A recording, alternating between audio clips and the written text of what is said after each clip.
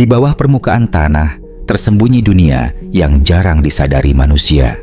Di sanalah berjuta-juta makhluk kecil hidup dalam keteraturan yang luar biasa. Salah satu makhluk itu adalah semut.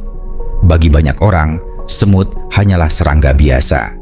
Tapi di dalam dunia mikroskopis mereka terdapat sistem militer, logistik, dan pengorbanan yang mungkin melampaui peradaban manusia. Dalam koloni semut, setiap individu memiliki tugas yang spesifik. Tidak ada yang hidup untuk dirinya sendiri, tidak ada yang istimewa, tidak ada yang bebas. Semua tunduk pada satu hukum. Kelangsungan koloni adalah segalanya. Di antara ratusan spesies semut yang dikenal di dunia, ada satu spesies yang menarik perhatian para ilmuwan, Camponotus saundersi, atau yang dikenal sebagai semut bunuh diri. Spesies ini ditemukan di kawasan Asia Tenggara, khususnya di Malaysia dan Indonesia. Yang membuat mereka unik bukan hanya karena kemampuan bertahan hidup, tapi karena cara mereka mati.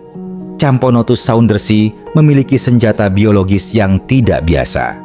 Ketika terancam, mereka dapat mengontraksikan otot-otot perut mereka hingga kantung racun internal di dalam tubuhnya pecah, melepaskan cairan lengket dan beracun ke segala arah.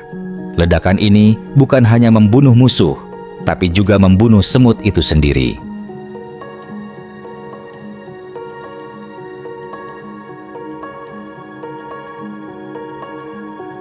Fenomena ini bukan kebetulan. Ini adalah hasil evolusi bertahap yang berlangsung selama jutaan tahun. Semut yang paling rela berkorban adalah yang paling mungkin mempertahankan koloni. Dan koloni yang bertahan akan mewariskan gen dari ratu, bukan dari semut penjaga. Artinya, semut penjaga tidak pernah mewariskan dirinya, tapi mereka adalah produk dari seleksi alam yang berulang. Makin besar pengorbanan, makin besar kemungkinan koloni bertahan. Camponotus saundersi tidak sendirian. Ada semut dari genus Colobopsis yang menggunakan kepalanya sebagai penutup pintu sarang. Mereka memblokir jalan masuk dengan kepala besar mereka, seperti tameng hidup. Jika mereka diserang, mereka tetap tidak akan bergeser, bahkan saat tubuh mereka dilukai.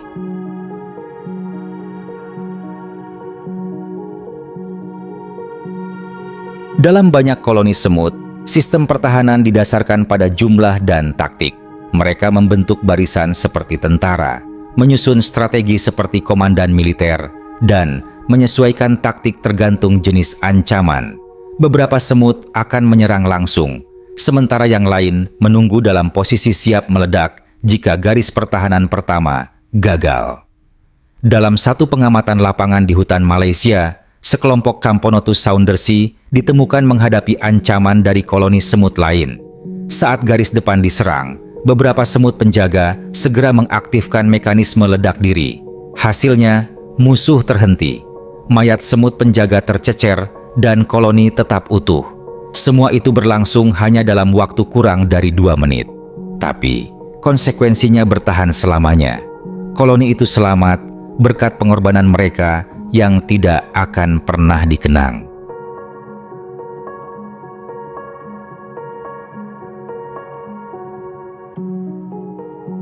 Satu koloni bisa berisi ratusan ribu semut, tapi tidak semua memiliki peran yang sama. Ada yang bertugas mencari makan, ada yang mengurus larva, ada yang menjaga ratu, dan ada yang bertugas hanya untuk mati jika dibutuhkan. Tubuh semut memiliki sistem komunikasi kimia yang kompleks. Mereka tidak berbicara. Mereka tidak melihat seperti manusia, tapi mereka mengenal bau. Feromon adalah bahasa mereka.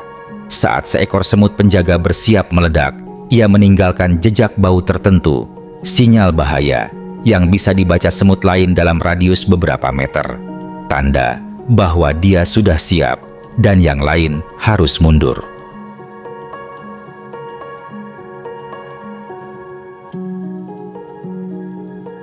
Semut tidak memiliki pusat kontrol seperti otak manusia, tapi sistem mereka terkoordinasi secara kolektif. Mereka tidak bertanya, tidak menimbang, tidak ragu. Ketika kondisi menuntut, mereka bertindak. Dan itulah yang membuat mereka bertahan sebagai spesies selama lebih dari 100 juta tahun. Para ilmuwan menggunakan semut sebagai model perilaku kolektif dalam teknologi. Algoritma semut digunakan dalam robotika, pemrograman kecerdasan buatan, dan sistem lalu lintas. Semua itu lahir dari pengamatan terhadap koloni semut, makhluk kecil tapi sistematik dan efisien. Namun, satu pelajaran terbesar dari semut bukan tentang efisiensi, tapi tentang fungsi. Semut penjaga tahu bahwa mereka hanya bagian dari sistem yang lebih besar. Mereka tidak punya nama, tidak punya kebebasan, tapi dalam keterbatasan itu, mereka menemukan peran yang bahkan membuat mereka mati secara sadar. Jika ditanya, mengapa seekor semut rela meledakkan dirinya sendiri? Jawaban sederhananya adalah karena itu tugasnya. Tapi jawaban biologisnya adalah karena evolusi memilih mereka. Dan jawaban filosofisnya adalah karena mereka tidak punya ego.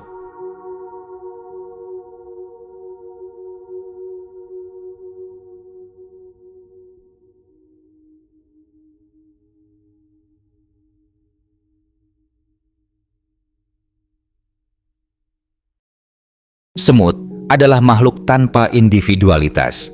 Mereka tidak berjuang demi diri sendiri. Mereka tidak membangun rumah untuk keluarga kecil. Mereka hidup dalam sistem sosial yang ekstrem, di mana satu nyawa tidak lebih penting dari keseluruhan koloni. Tapi justru karena itulah mereka menjadi simbol ketahanan. Semut bisa hidup di gurun, di hutan hujan, di kota, bahkan di rumah manusia. Mereka membentuk sistem yang mampu beradaptasi, menyerang, bertahan, dan berkembang, semua tanpa pemimpin tunggal. Di dunia manusia, kita mengagumi keberanian, pengorbanan, dan loyalitas. Tapi kita jarang menemukan sistem yang seluruh individunya rela mati tanpa pujian. Semut menunjukkan bahwa kekuatan sejati bukan terletak pada individu, tapi pada koordinasi, bukan pada ambisi pribadi, tapi pada fungsi kolektif.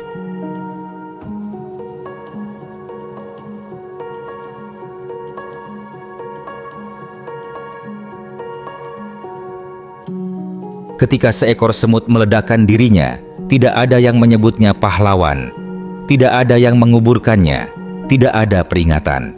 Tapi koloni tahu, mereka bisa melanjutkan hidup, karena satu individu telah memilih untuk tidak hidup. Itulah logika semut, dan itulah logika yang telah membawa mereka bertahan lebih lama dari dinosaurus, lebih efisien dari manusia, dan lebih setia dari sistem sosial manapun di bumi. Di bawah tanah, di celah sempit, cerita itu terus berlangsung, tanpa suara, tanpa upacara. Tapi dengan hasil yang nyata, kehidupan tetap berjalan, dan semua itu berawal dari satu ledakan kecil, dari satu tubuh yang melepaskan diri demi yang lain.